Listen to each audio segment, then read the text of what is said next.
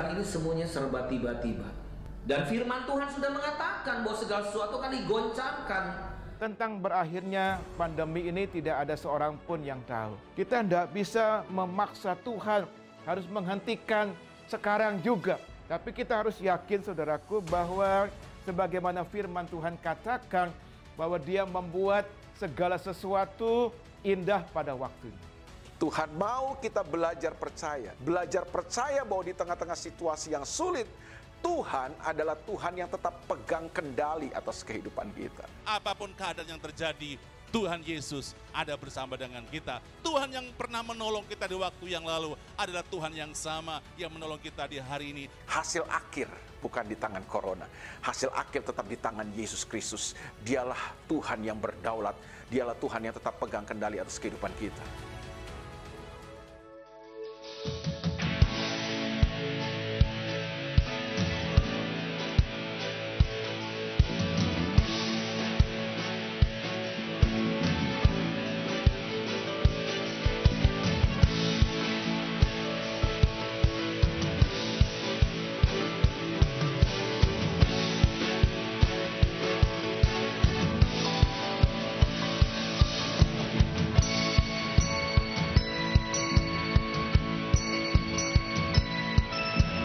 Kembali, puji Tuhan, kita akan memeriksa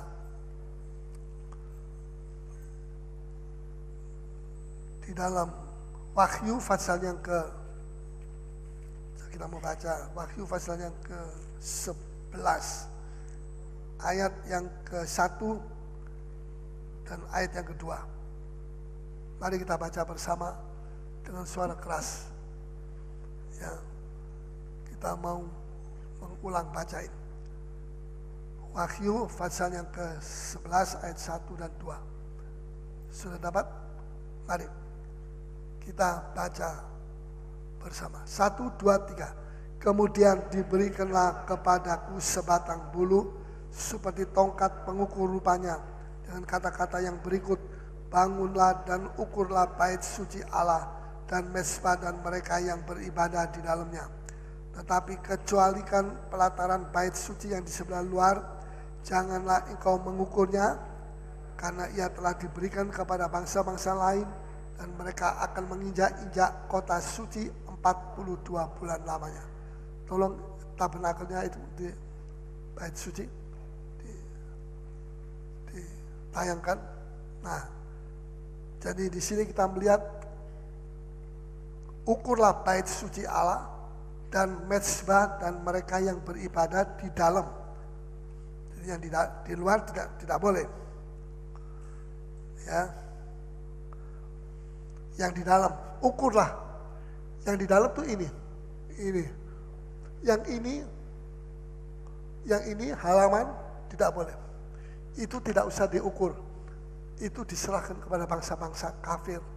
Itulah tentara daripada antikris, ya, selama 3,5 tahun, dan dikatakan dan mereka akan menginjak-injak kota suci itu Yerusalem yang ada sekarang, itu nanti akan dikuasai oleh antikris, ya, 42 bulan sama dengan 3,5 tahun, itu nanti akan terjadi, ya. Yang jatuh dalam tangan antikris, mereka akan disiksa habis-habisan. Tapi kita yang lolos, kita yang masuk ukuran, coba yang gambar yang satunya mana? Yang masuk ukuran, kita tidak usah disiksa, tidak perlu disiksa, ya. Belum siap. Ya, jadi sekarang saya mau mengajak kepada saudara untuk memeriksa apa saja yang diukur.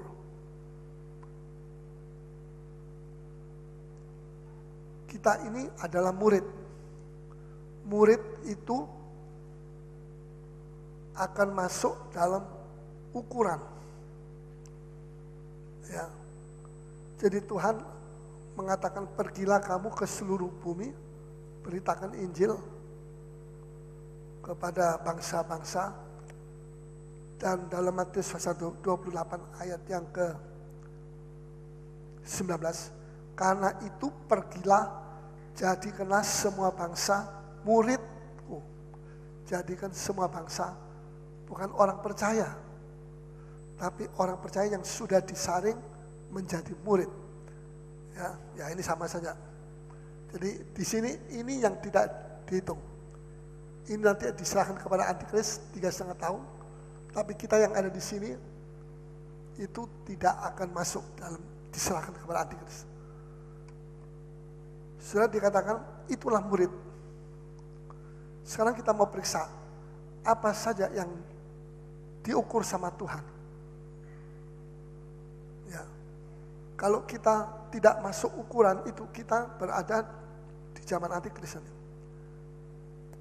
Tapi di sini, pergilah, jadikan semua bangsa muridku dan baptislah mereka dalam nama Bapa dan Anak dan Roh Kudus. Jadi baptisan air itu penting, sudah perlu dibaptis. Kalau belum dibaptis, untuk memberikan satu keyakinan bahwa saudara itu masuk ukuran dan tidak diserahkan kepada Antikris. Kalau sudah tidak dibaptis, saudara tidak punya ukuran itu. Ya, sekalipun baptisan air itu ada di halaman, tapi yang diukur itu mulai dari halaman ke dalam ruangan suci. Dan ajarlah ayat 20, mereka melakukan segala sesuatu yang telah kuperintahkan kepadamu. Jadi kita diajar untuk melakukan segala sesuatu yang telah kuperintahkan kepadamu, dan ketahuilah aku menyertai kamu senantiasa sampai kepada akhir zaman. Yang pertama, saya sudah secara pendahuluan menjelaskan tentang apa yang diukur, yaitu sukacita. Sukacita kita ini akan diukur. Ini saya bisa ambil di dalam, sudah bisa baca 1 Tesalonika pasal yang ke-5 ayat yang ke-16. Tolong bacakan. 16. Bersukacitalah senantiasa. Sekian. Bersukacitalah senantiasa. Ini sukacita yang akan diukur. Sukacita kita itu akan diukur.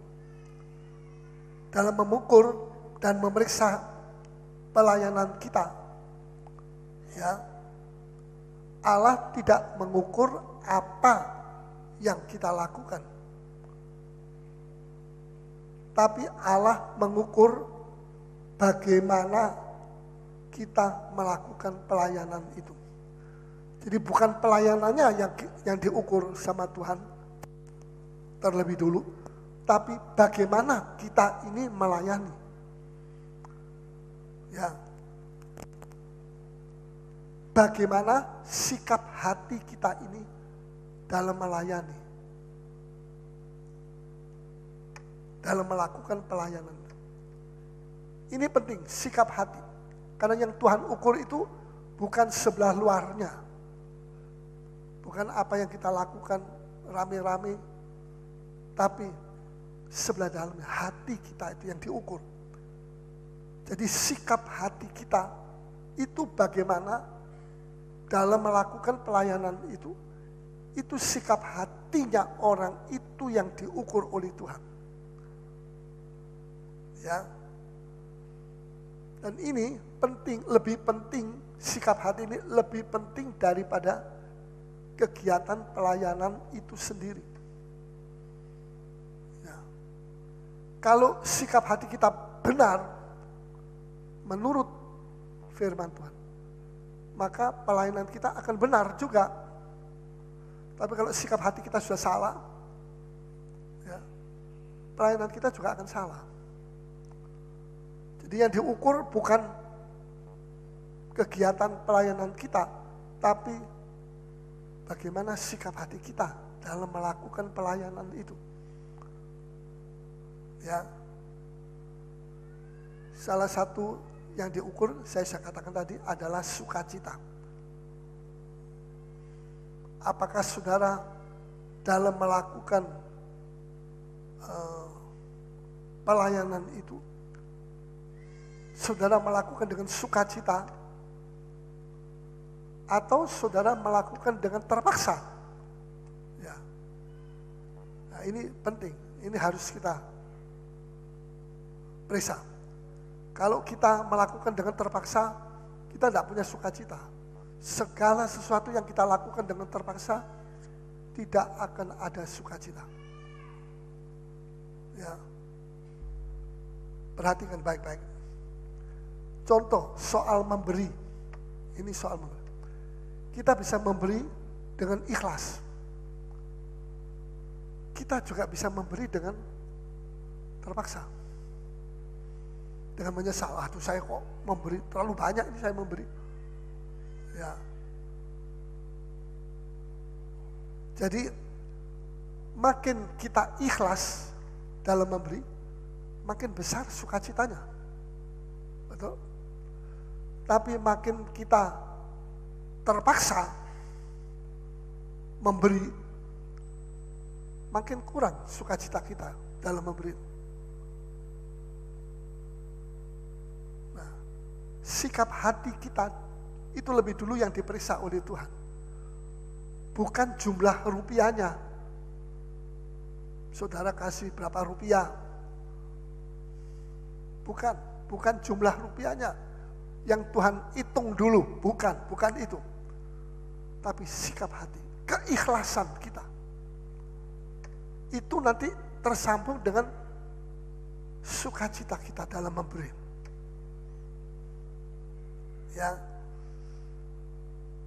Jadi Tuhan mau tahu seberapa ikhlasnya kita ini memberi. Contoh saja janda Sarfat. Janda Sarfat itu dengan ikhlas hati, dia mau menolong Nabi Tuhan, yaitu Nabi Ilya. Padahal saat itu dia ada dalam kekurangan. Dia tidak cukup tepungnya untuk memberi makan kepada Nabi Ilya. Ya. Tapi yang kita lihat, dia memberi dengan ikhlas. Tidak dengan terpaksa. Tidak dengan berat hati. Ya. Ketika dia mengatakan, saya tidak punya lagi tepungnya sudah mau habis ini. Terakhir, makan terakhir ini. Tidak punya, kalau air minum saya punya. Ya. Terus Elia bilang, demikianlah firman Tuhan. Berikan tepung itu lebih dulu kepadaku, sebagai tanda kamu memberi kepada Tuhan. Kalau engkau memberi kepada seorang nabi Tuhan, itu engkau tidak memberi kepada nabi, manusia, hamba Tuhan, tapi kamu memberi kepada Tuhan. Kalau kamu memberikan lebih dulu itu kepada aku sebagai tanda kamu memberi kepada Tuhan, maka tepung itu, demikianlah firman Tuhan berkata, tidak akan habis-habis. Akan terus kamu ambil tiap hari. Dan Tuhan terus tiap hari tambah. Tuhan yang nambah, kamu yang ambil. Enak, sudah. Kamu yang ambil, Tuhan yang nambah. Tiap hari. Tidak akan habis-habis itu. Dan kamu akan diberkati. Kamu tidak akan kekurangan. Kamu akan menuai perbuatanmu yang baik itu.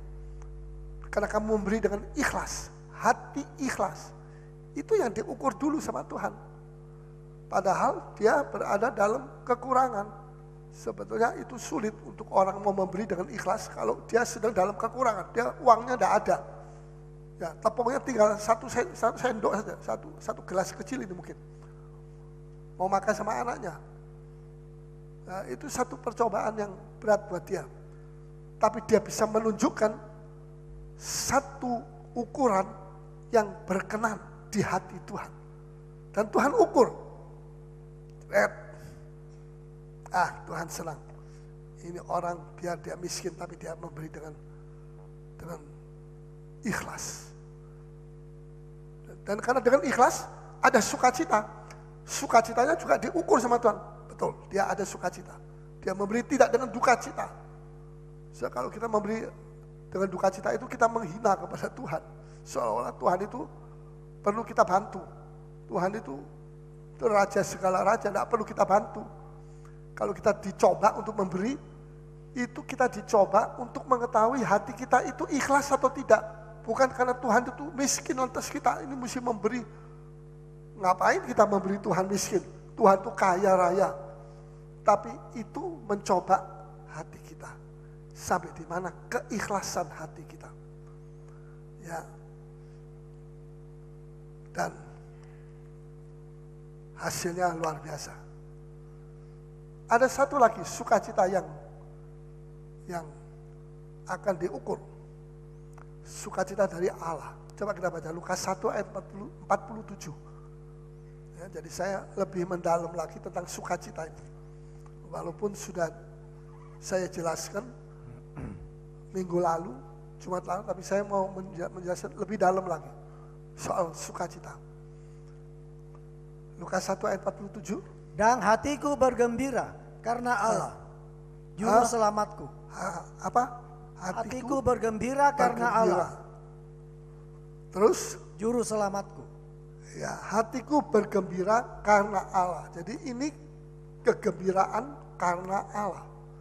Sukacita karena Allah. Jadi ada dua macam sukacita. Sukacita karena Allah dan sukacita karena dunia. Yang masuk ukuran adalah sukacita karena Allah.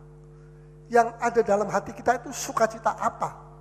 Sukacita karena Allah atau sukacita karena diri kita? Sukacita dari Allah atau sukacita yang bukan dari Allah? Kalau sukacita bukan dari Allah itu tidak diukur. Ya. Misalnya sukacita dari manusia. Ya. Sukacita karena nafsu duniawi, karena cinta uang, itu ada sukacitanya sendiri itu. Cinta uang, ada kesukaannya sendiri. Itu tidak diukur. Sukacita karena dosa, karena narkoba misalnya. Ya, karena dosa. Itu tidak diukur. Sukacita dalam hubungan seks, di luar nikah. Itu kenikmatan yang membawa kepada maut itu tidak diukur. Ya, tapi sukacita yang dari Allah itu akan diukur. Jadi kalau kita murid, kita itu harus punya sukacita dari Allah, bukan sukacita dari dosa-dosa, dari nafsu, dari apa saja. Tidak. Kita sudah disucikan oleh darah Tuhan. Ya. Sukacita, semua sukacita yang bukan dari Allah itu berakhir dengan murka Allah. Murka Allah akan datang. Sukacita dari Allah itu adalah kekuatan untuk bisa tahan dalam pergumulan. Nanti saya akan jelasin. Kekuatan. Rasul Paulus itu tidak kurang-kurang. Dia punya penderitaan itu, nanti saya bacakan. Waduh, berapa hari terhanyut di laut, tidak makan, telanjang, diterpa sama, tidak makan, kena panas matahari kalau siang, kalau malam kedinginan, menggigil karena Kristus. Dia mengalami itu bukan karena dia seorang penjahat, sehingga dia harus mengalami itu. Tidak. Karena Kristus. Tapi itu penderitaan yang begitu besar itu tidak bisa menyetop sukacitanya Tuhan di dalam Paulus. Tidak bisa menyetop. Ya. Sini nanti saya akan jelasin. Ya, jadi kekuatan sukacita itu adalah dari Allah, itu adalah kekuatan untuk tahan dalam pergumulan. Kedua, kekuatan untuk tetap bersemangat tinggi. Ya. Dan yang ketiga, kekuatan untuk mendorong kita sampai kepada tujuan rencana Allah dalam hidup kita. Ya, jadi kita perlu sukacita dari Tuhan. Kalau tidak, kita tidak kuat. Ya. Sukacitanya Rasul Paulus. Ya. Pengabdian, dalam pengabdiannya Rasul Paulus banyak penderitaan. Ya, banyak penderitaan. Dia rasul yang paling banyak menderita. Karena Tuhan sudah kasih tahu, nanti aku akan tunjukkan kepada dia banyak penderitaannya. Sebab dia sudah menganiaya umat Tuhan. Nanti dia bukan bayar dosa ada, tapi dia akan memuliakan aku dengan mengalami begitu banyak penderitaan. Tapi dia maju terus. Dia tidak mengatakan, aduh sudah sampai sini Tuhan, aku udah kuat. Tetap dia kuat. Karena ada sukacita di dalam hatinya. Ya. Tidak ada penderitaan yang dapat mengalahkan sukacita Allah. Tidak ada penderitaan yang bisa mengalahkan sukacita yang ada dalam hati kita. Ya. Malah Rasul Paulus itu dalam Filipi pasal yang ketiga ayat 10 bersyukur. Bersyukur apa? Bersyukur karena aku bisa menderita, mendapat bagian dalam penderitaan Kristus. Wah, luar biasa. Bersyukur karena aku bisa mendapat bagian dalam penderitaan Kristus. Orang lain malah menghindar, jangan aku mengalami kayak begitu, karam kapal dalam pemberitaan Injil, pergi sini, pergi sana, dia karam kapal pernah. Dan sebagainya, digigit ular juga pernah. Ya, orang-orang di pulau itu bilang, ini orang jahat ini. Dia seperti mau menghindar. Tapi Tuhan Allah itu adil, dia tidak bisa lari. Di sini dia digigit sama ular pada waktu dia ngambil kayu untuk bikin api unggun. Ular keluar dari dalam api, patok dia. Tapi dia gini saja, dikipat kan ya. Tapi orang-orang di situ tuh bilang, tunggu dulu, tunggu nanti berapa menit lagi dia pasti mati. Ditunggu sampai berjam-jam tidak mati-mati. Malah dia memberitakan Injil, berubah orang-orang itu. Dia, kalau begitu ini dewa ini, bukan manusia biasa. Tapi Paulus bilang, aku bukan dewa, aku manusia biasa. Aku hamba dari Yesus Kristus. Percayalah kepada Yesus, kamu akan selamat. Seisi pulau itu datang kepada Tuhan, dibaptis, selamat jadi murid Tuhan. Luar biasa. Ada bagian sukacitanya sendiri dalam penderitaan itu. Jadi kita tidak menderita terus, percobaan terus, sampai mati nanti kita terus begitu. Tidak. Ada penderitaan, tapi ada sukacita. Ada penderitaan lagi, ada kesaksian lagi. Ada penderitaan, ada tanda ajaib lagi. Begitu. Itu perjalanan kita tuh mesti begitu. Itu perjalanan Rasul Paulus. Tidak terus menderita dia, tapi ada mujizat-mujizat. Dia alami itu. Nanti menderita lagi, tapi ada tanda ajaib.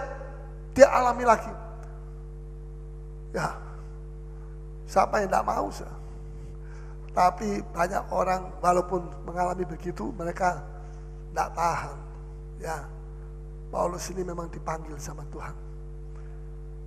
Dia bersyukur. Coba kita baca Filipi 3 ayat 10. Ya, penderitaan.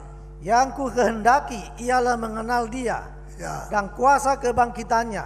Yang ku kehendaki adalah mengenal dia dan kuasa kebangkitannya. Terus Dan persekutuan dalam penderitaannya. dan persekutuan di dalam penderitaan. Persekutuan dalam penderitaannya. Penderitaan Yesus itu, dia bisa dapat bagian untuk mengalami juga penderitaan dari Kristus. Itu luar biasa. Tidak semua orang bisa mengalami. Terus di mana aku menjadi serupa dengan dia ya, dalam kematiannya. Dalam kematiannya Tuhan. Terus supaya aku akhirnya beroleh kebangkitan dari antara orang mati. Ya. Jadi saya lanjut. Karena itu orang Korintus agak sombong. Orang Korintus. Dia pertanyakan kepada Paulus, kamu tuh siapa? Kok kamu datang ke sini memberitakan Injil? Kamu tuh siapa? Kalau Apolos aku kenal, Apolos khotbahnya lebih bagus dari kamu, lebih baik dari kamu. Tapi kuasanya Paulus lebih hebat, lebih dahsyat. Tapi Paulus tidak mau bicara soal itu, dia tidak mau berdebat. Cuma ada pertanyaan, kamu ini siapa? Kok datang-datang sini memberitakan Injil Kristus? Yang kedua, siapa, otoritas siapa yang mengutus kamu pergi ke sini? Apa Gamaliel atau siapa? Atau Nikodemus atau siapa yang mengutus kamu ke sini? Otoritas siapa itu yang mengirim kamu untuk memberitakan Injil ke sini? Kamu datang dengan otoritas siapa? Kami mau tahu.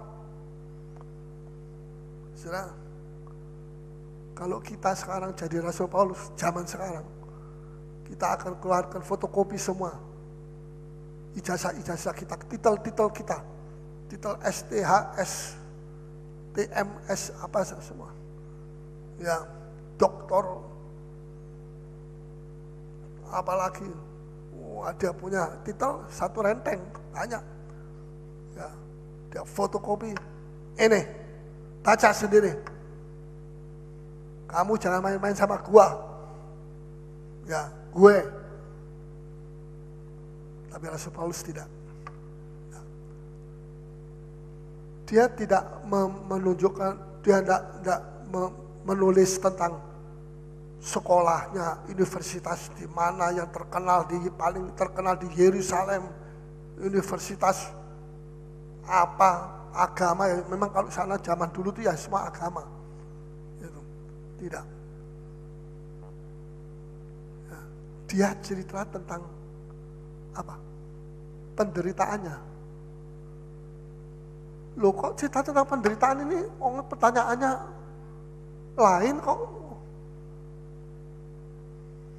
Ini. Dia cerita semua tentang penderitaannya. Berapa kali dia hampir mati. Karena Kristus. Karena Injil. Dan aku pertanggungjawabkan itu Injil. Aku tidak perlu surat pernyataan otoritas dari manusia.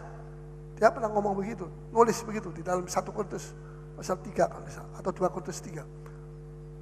Saya tidak perlu surat memberikan otoritas kepada saya untuk menyampaikan firman Tuhan. Kamu itu hasil pelayananku. Kamu itu surat yang hidup.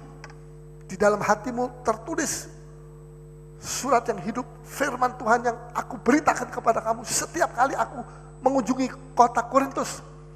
Coba kita baca. 2 Korintus 11 ayat 23 sampai 33. 2 Korintus 11 ayat 23 sampai 33 sampai terakhir. Apakah mereka pelayan Kristus? Baca baik-baik. Apakah mereka pelayan Kristus? Aku berkata seperti orang gila. Ya. Aku lebih lagi. Aku lebih lagi. Aku lebih banyak berjeri lelah. Aku lebih banyak berjeri lelah. Lebih sering di dalam penjara. Lebih sering dalam penjara daripada Petrus. Cuma 1 kali masuk penjara, 1 kali 2 kali. Ya, tapi Paulus ini lebih sering masuk penjara sampai hari itu. Terus didera di luar batas, dipukuli di luar batas, terus kerap kali dalam bahaya maut. Kerap kali bahaya maut, hampir mati dia. Ya. Terus 5 kali aku disesa orang Yahudi. Aku disesa itu dipukuli itu sama orang Yahudi. 5 kali. hampir mati 5 kali itu. Terus Setiap kali 40 kurang 1 pukulan. 40 kurang 1. Itu aturannya, tidak boleh 40. Mesti dikurangi 1. 39. Ya, dipukulin. Dengan pukulan seperti cemeti. Kemudian ada 3 cabang. Tiap cabang ada 13 besi-besi kecil ditancapkan situ. 13. Jadi 3 cabang kali 13 sama dengan 40 kurang 1. Itu dia dibuka punggungnya, suruh buka. Dan dia diikat, dia disuruh begini. Terus orang-orang Yahudi memukul. Bukan dalam nama Yesus, tidak. Dia pukul. Itu besi-besi yang kecil-kecil itu tertancap masuk di dalam. Waktu dicabut, itu terbongkar. Darah. Luar biasa. Darah mengalir begitu banyak. Tapi dia tidak bilang, aduh sudah cukup, saya tidak mau memberitakan Injil, saya berhenti. Saya tidak mau jadi hambanya Yesus lagi. Jangan kamu pukul saya lagi. No, tidak. Dia tetap menyembah kepada Tuhan. Bukan titel-titelnya dia. Saya tidak melarang saudara, boleh silakan. Kalau saudara punya titel untuk di dunia sekarang juga perlu. Ya. Tapi saya bermaksud jangan jadi hamba Tuhan mau berharap sama hal-hal itu. Kalau kita berharap kepada itu sudah tidak berharap sama kuasa Injil, sudah pemberitaan kita sudah bagaimana? Tidak ada kuasa lagi. Saya tidak mengecam, tidak. Tapi maksud saya kita mesti berharap sama kuasa Injil. Ya, terus 3 kali aku didera. 3 kali aku didera. Terus 1 kali aku dilempari dengan batu. 3 kali mengalami karam dilempari kapal. dengan batu. 1 kali dilempari batu. Entah berapa ratus batu, tidak tahu. Terus 3 kali mengalami karam kapal. Nah, ini yang saya jelasin tadi. Ya, sehari semalam aku terkatung-katung di tengah laut. Bayangkan, kalau tengah hari itu kena panasnya matahari itu air asin itu bisa merusak kulit kita. Dan Paulus bukan seorang penjahat, dia mesti mengalami seperti itu. Dia seorang hamba, karena dia adalah hamba Yesus Kristus. Dia harus mengalami seperti itu. Itu luar biasa. Coba terus baca. Dalam perjalananku, ya, aku sering diancam bahaya banjir. Bahaya banjir. Dan bahaya penyamuk. Jadi kalau dia jalan di tengah hutan, itu kalau hujan, itu tidak ada sungai, itu hujannya naik airnya. Jadi dia mesti kadang-kadang naik di atas pohon, supaya jangan kena banjirnya itu. Dia bisa tenggelam kalau dia kena banjir itu. Ya, dan bahaya penyamuk. Dalam ayat berapa itu? Ayat banjir dan bahaya penyamun. Penyamun itu perampok-perampok itu loh. Di tengah jalan itu kalau malam, itu kalau ada orang berani jalan malam itu, wah itu untung baik kalau tidak ketemu sama penyamun-penyamun itu. Itu mereka memeras, mereka ambil semua apa yang ada pada Rasul Paulus. Ya, itu dia punya pengalaman.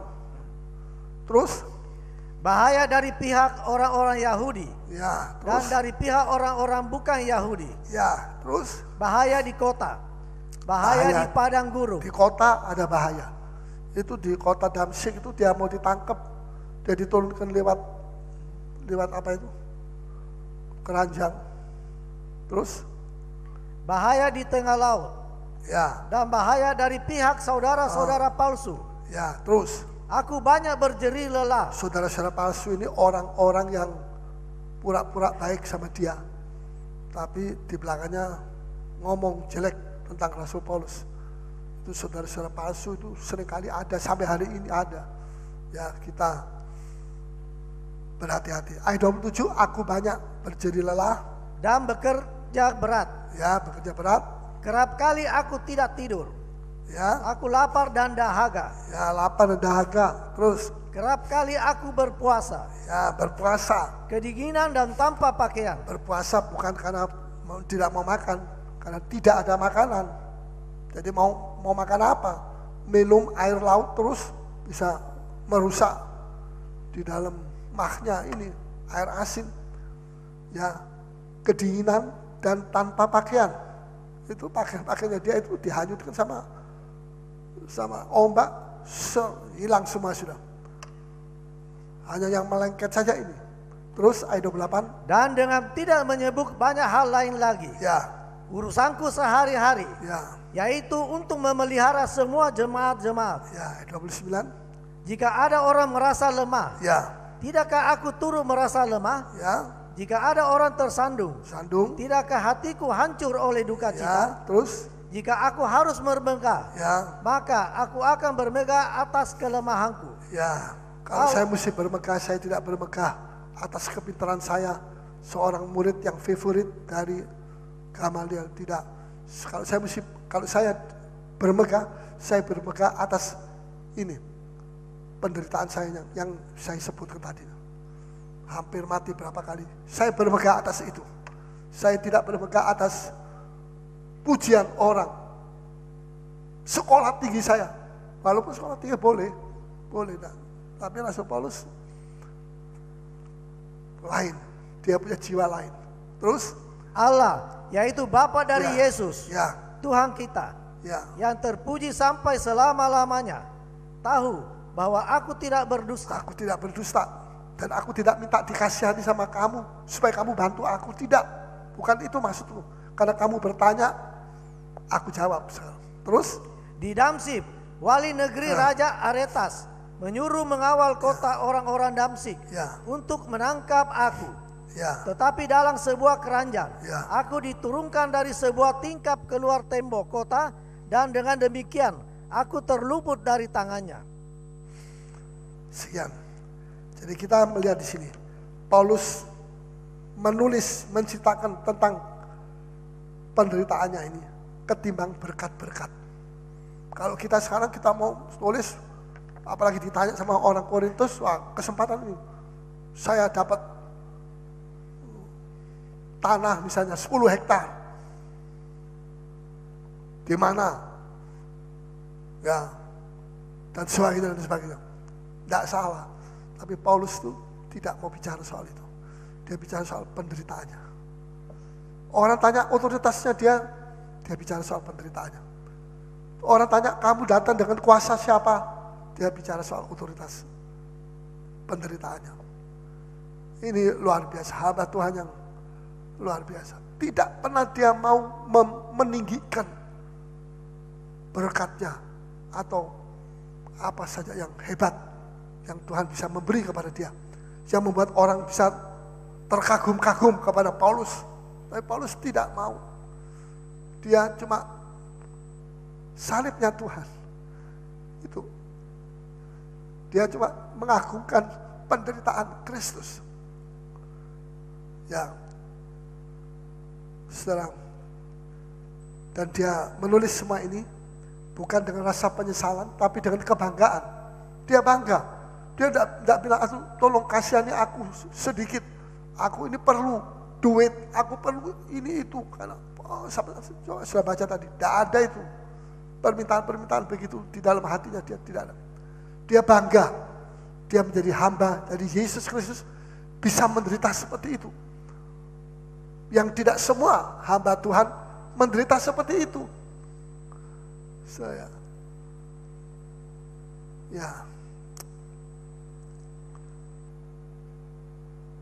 Saya mau singkat saja supaya saya bisa menyelesaikan. Ya. Jadi saya mau lanjut. Musuh utama dari gereja lokal. Musuh utama dari gereja lokal. itu adalah 1, cemburu, 2, persaingan, 3, keretakan, 4, perpecahan, 5, iri hati. Setahu 5 perkara yang saya sebut ini, seluruh kekuatan neraka ada di dalam 5 perkara. Ya. Ini melebihi seluruh penganiayaan yang pernah dialami oleh gereja.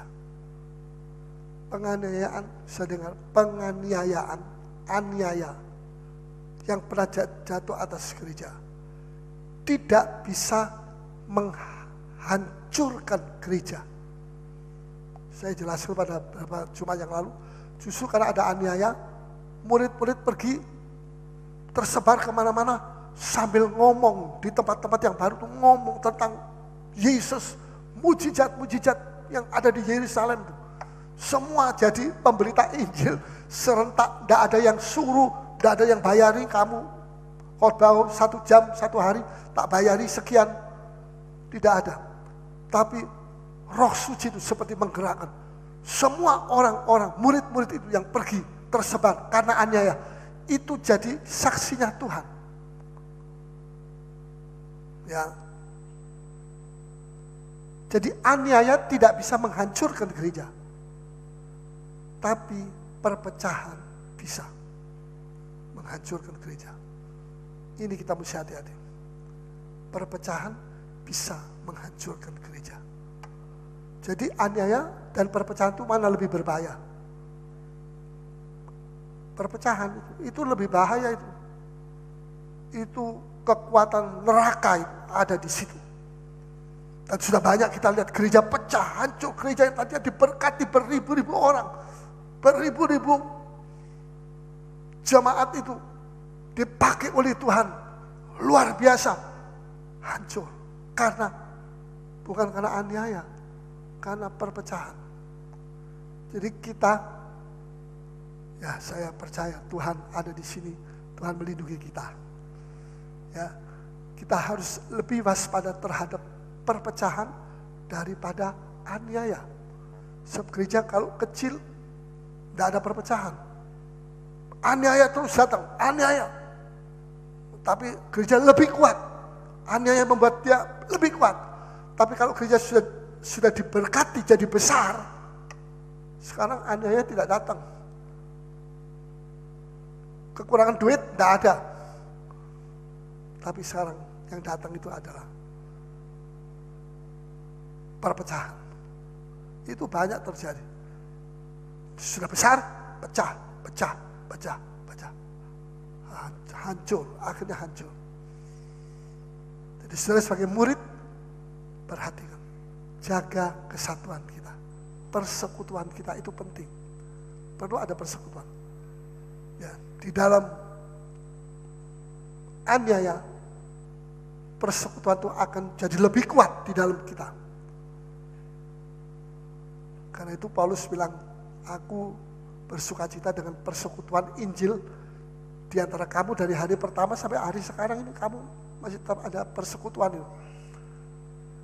Ya, jadi kalau hal-hal ini, persaingan, cemburu, keretakan mulai masuk dalam gereja, maka sukacita Allah akan pelan-pelan keluar dari gereja. Ya, sebetulnya iblis tidak tahan terhadap gereja. Gereja macam apa yang dibangun oleh Tuhan? Saya jelaskan pada hari kemarin, peletakan batu pertama, gereja yang kuasa maut tidak bisa menggagalkan. Gereja macam itu yang dibangun oleh Tuhan. Coba tolong bacakan. Matius 16 ayat 18 sampai dengan 19. Gereja macam apa yang dibangun oleh Tuhan? Gereja yang musuh terakhir itulah maut tidak bisa mengalahkan gereja. Tolong bacakan. Matius 16 ayat 18 sampai 19. Dan aku pun berkata kepadamu, Ya, engkau adalah Petrus, ya, dan di atas batu karang ini ya, aku akan mendirikan jemaatku, ya. dan alam maut tidak akan menguasai. Alam maut tidak akan menguasai gereja itu. Itu gereja yang musuhnya yang terakhir, alam maut, sudah dikalahkan. Jadi musuh kita tuh sudah dikalahkan, sudah. Jangan takut. Tapi kita jangan anggap enteng juga, jangan. Terus, Dan kepadamu akan kuberikan kunci kerajaan sorga. ya, Apa yang kau ikat di dunia ini ya, akan terikat di sorga, dan apa yang kau lepaskan di dunia ini Ya. akan terlepas di sorga. dalam 1 Korintus pasal yang ke-15 kalau tidak salah. Di situ dikatakan ayat 26, musuh yang terakhir yang dibinasakan ialah maut. Ya, musuh yang terakhir, musuh kita yang terakhir, maut itu musuh yang terakhir yang dibinasakan. Jadi musuh kita yang terakhir itu sudah dibinasakan. Jadi kita ini menghadapi musuh yang sudah kalah gitu. Sudah dikalahkan oleh Yesus di atas kayu salib. Yesus mati, bangkit pada hari ketiga, itu berarti dia mengalahkan maut itu. Dan maut yang sudah dikalahkan itu oleh Yesus, itu musuh kita sekarang. Jadi kita ini lebih enteng, karena kita menghadapi musuh yang sudah dikalahkan oleh Yesus. Bukan musuh yang masih belum pernah dikalahkan, tak terkalahkan. Wah, kita mesti berjuang melawan dia, gimana ini, bisa menang atau tidak? Oh tidak, bukan begitu. Musuh kita sudah dikalahkan, musuh terakhir. Jadi kalau dikatakan musuh terakhir, setelah maut tidak ada musuh lagi. Musuh, misalnya 2 musuh sebelum terakhir, ada apa, kekurangan atau apa. 10 musuh sebelum terakhir, apa saja ini, ya ancaman, kekurangan, kelaparan, atau apa saja, 10 musuh.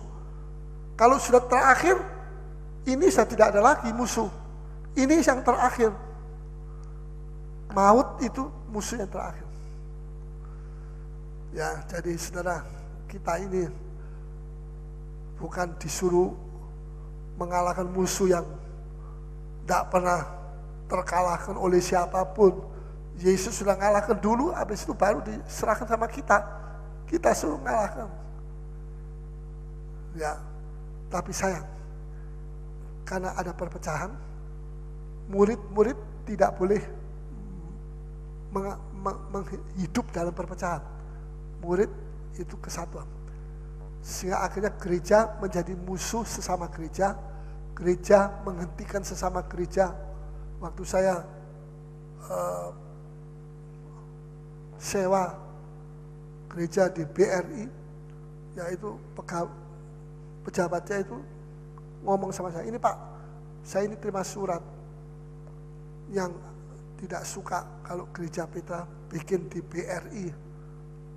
Ya saya sudah kasih, saya ini orang Islam, orang Madura, tapi saya punya wawasan luas, saya sekolah di luar negeri, tidak apa-apa buat saya. Tapi ini surat orang Kristen sendiri Pak. Saya cuma ketawa saja, saya ketawa, saya tidak bilang apa-apa. Tapi dia juga tidak mencabut, pakai saja terus sampai 7 tahun. Orang Kristen sendiri yang tulis surat kepada orang Islam supaya orang gereja itu dicabut dari situ. Bayangkan saudara. Ya, jadi melalui iri hati dan sebagainya, perasaan tidak senang melihat orang lain atau gereja lain diberkati. Ya, Lukas 17 ayat 1, coba kita baca. Lukas 17 ayat 1. Ya. Yesus berkata kepada murid-muridnya, Ya. tidak mungkin tidak akan ada penyesatan. Tidak mungkin tidak ada sandungan. Penyesatan itu terluka atau sandungan. Ya, terus? Tetapi celakalah orang yang mengadakannya. Ya. Ya, beberapa orang Kristen berharap hidupnya berjalan tanpa sandungan. Bisa? Yesus bilang tidak mungkin tidak akan ada penyesatan. Pasti orang Kristen berjalan, pasti ada sandungan. Itu kenapa? Tidak mungkin tidak ada sandungan. Karena hidup ini adalah bagian dari pembentukan karakter Kristus di dalam kita. Ya. Kecuali bila kita tidak mau dibentuk. Karakter Kristus kita tidak mau karakter Kristus dibentuk dalam kita. Tidak usah. Ada batu sandungan. Tapi batu sandungan ini Tuhan bilang tidak mungkin kamu berjalan tanpa ada sandungan. Kenapa? Karena kita ini hidup dalam bagian untuk dibentuk karakter Kristus di dalam kita. Bisa mengerti? Ya. Dan karena itu ada sandungan-sandungan. Ya. Tapi kita jangan tersandung. Supaya karakter Kristus dibentuk dalam kita. Ya. Biasanya orang yang suka tersinggung itu orang yang sulit memaafkan orang lain, saudaranya sendiri. Sulit untuk memaafkan saudaranya sendiri. Ya. Karena dia membangun benteng di dalam dirinya. Benteng yang namanya kebenaran sendiri. Ada benteng itu di dalam hidupnya dia itu. Makanya dia selalu menyalahkan orang lain, tidak pernah dia menyalahkan diri sendiri. Ini salahnya itu, ini salah istri saya, ini salah suami saya, ini salah bapak saya, anak saya. Semua orang lain yang dia salahkan. Karena di dalamnya ada benteng kebenaran diri sendiri. Sebab itu Tuhan izinkan dia sekarang mengalami sandungan. Dihantam dengan sandungan demi sandungan. Supaya dia dihancurkan.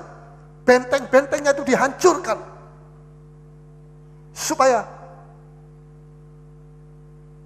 karakter Kristus itu pelan-pelan dibentuk dalam hidupnya. Ya. Kita tidak bisa mengatakan orang itu sudah bertobat.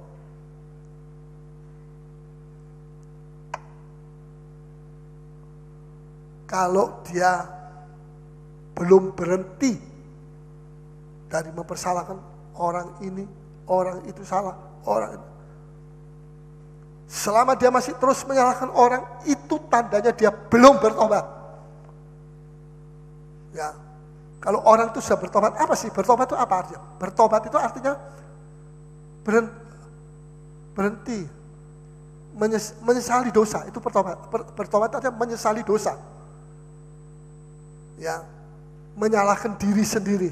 Itu artinya bertobat. Menyalahkan dosanya dan menyalahkan dirinya sendiri. Menyesali dosanya dan menyalahkan dirinya sendiri. Tinggalkan dosa dan lakukan yang benar, itu bertobat. Bertobat artinya menyesali dosanya dan menyalahkan dirinya. Tapi sekarang kalau dia terus menyalahkan orang lain, ini Kristen belum bertobat. Biar dia pendeta atau anak pendeta atau siapa saja, dia belum bertobat. Kita mesti menangisi keadaan kita. Jangan kita sombong. Wah, saya ini sudah punya pengalaman. Tidak. Biarpun kita punya pengalaman berapa banyak, kalau kita masih belum dinyatakan belum bertobat oleh Tuhan, kita itu berada di dalam ancaman api neraka. Kita mesti waspada, jangan kita anggap enteng. Ya. Ciri dari orang yang terluka hatinya ya, itu cenderung selalu memikirkan diri sendiri. Wah, bagaimana saya ini, gimana saya ini, kayak apa saya ini, bagaimana nasib saya ini, bagaimana uang saya ini, Semua saya. Selalu memikirkan dirinya sendiri. Itu orang yang hidupnya dengan keterlukaan. Membangun benteng-benteng di sekelilingnya supaya jangan ada orang yang kedua atau ketiga melukai dia. Dia bangun benteng-benteng dengan mengatakan, dengan ucapan-ucapan yang membela dirinya sendiri. Ini kita mesti banyak berdoa supaya firman Tuhan ini adalah jawaban bagi kita sekalian. Dan orang yang selalu tersinggung itu sifatnya makin tertutup.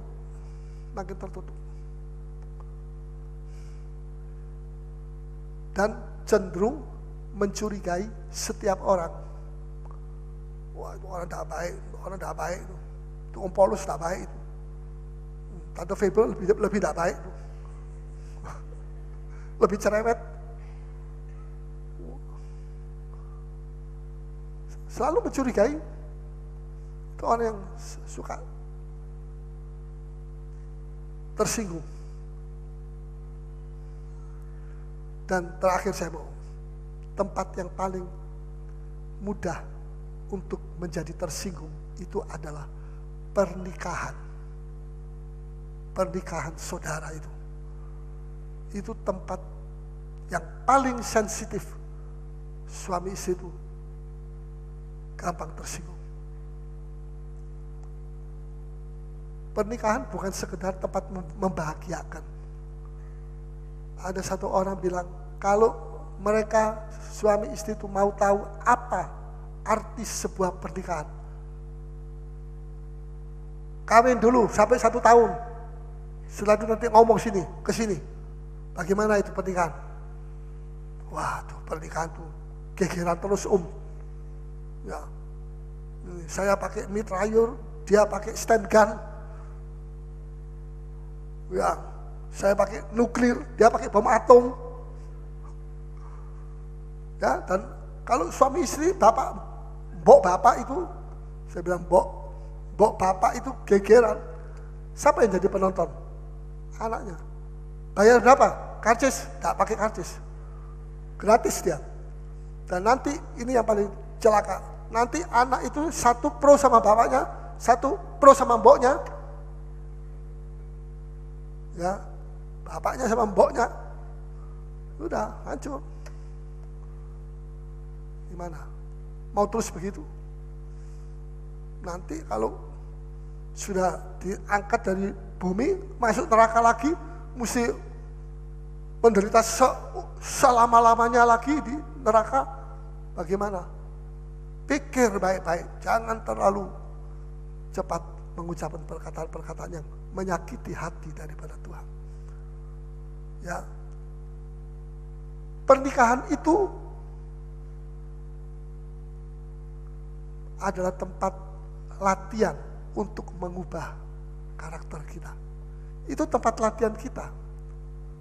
Pernikahan itu untuk merubah karakter kita. Ya, tempat untuk menghabiskan ego kita. Itulah pernikahan.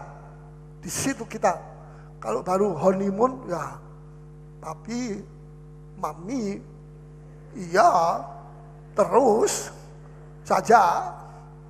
Tapi kalau sudah 3 bulan sebosan, ya, papi, mami, apa? Doit tak ada. Mana doitmu? Udah, mulai. Itu tempat untuk menghabiskan ego kita. Tempat untuk berkorban mestinya.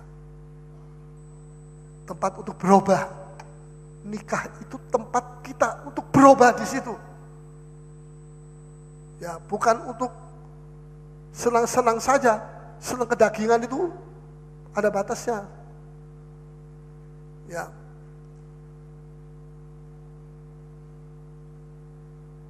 Mari saudara, saya mau akhiri sampai di sini.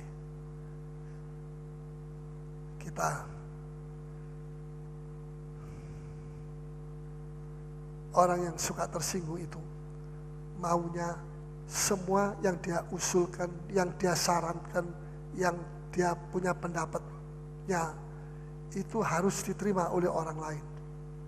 Itu ciri orang yang selalu tersinggung. Kalau tidak diterima, dia tersinggung. Kalau diterima, dia tersungging. Sungging itu tawa sedikit gitu. Nah, itu tersungging. Ya. Yang kedua, seorang yang tersinggung itu karena apa? Karena dia ingin orang lain itu memusuhi musuhnya dia. Ini musuh saya, kamu juga musuhi dia. Kamu jangan teman sama dia. Kamu musuh sama dia. Saya juga musuh sama dia. Ini orang yang suka tersinggung. Kalau tidak mau memusuhi, dia musuh ini. Dia tersinggung. Ya. Jadi tidak cukup dia sendiri masuk neraka, begitu maksudnya. Dia ajak teman-temannya rame-rame semua masuk neraka. Ayo masuk neraka semua. Ya, saya benci sama ini, kamu semua benci sama itu. Supaya nanti neraka penuh dengan kita. Ya, saudara, cuma roh kerendahan hati yang bisa membatalkan semua ketersinggungan kita. Roh kerendahan hati. Mari kita datang sama Tuhan. Ini yang diukur sama Tuhan. Murid-murid yang diukur ada roh kerendahan hati. Jangan ada roh ketersinggungan. Itu tidak diukur sama Tuhan. Nanti masuk zaman antikris. Ya, saudara, nikah kita adalah tempat untuk kita dilatih, untuk menghabiskan ego kita, untuk membuat kita jadi lebih sadar, jadi dewasa.